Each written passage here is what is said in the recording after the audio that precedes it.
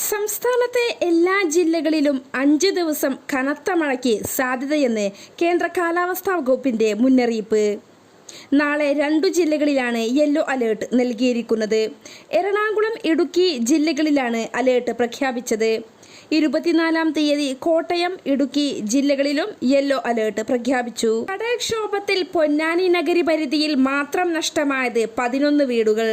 മരക്കടവ് മുതൽ ഹില്ലർപള്ളി വരെയുള്ള മേഖലകളിൽ കടലിനോട് ചേർന്ന 11 വീടുകൾ പൂർണ്ണമായും കടലെടുത്തു. ഈ മേഖലയിലെ തീരദേശ റോഡും പൂർണ്ണമായി തകർന്ന നിലയിലാണ്.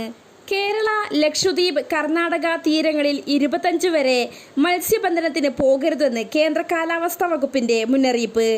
തെക്ക് കിഴക്കൻ അറബിക്കടലിലും കർണാടക തീരത്തും അതിനോട് ചേർന്നുള്ള മധ്യകിഴക്കൻ അറബിക്കടലിലും മണിക്കൂറിൽ 50 കിലോമീറ്റർ വേഗതയിൽ ശക്തമായ കാറ്റിനും മോശം കാലാവസ്ഥയ്ക്കും സാധ്യതയുണ്ട്.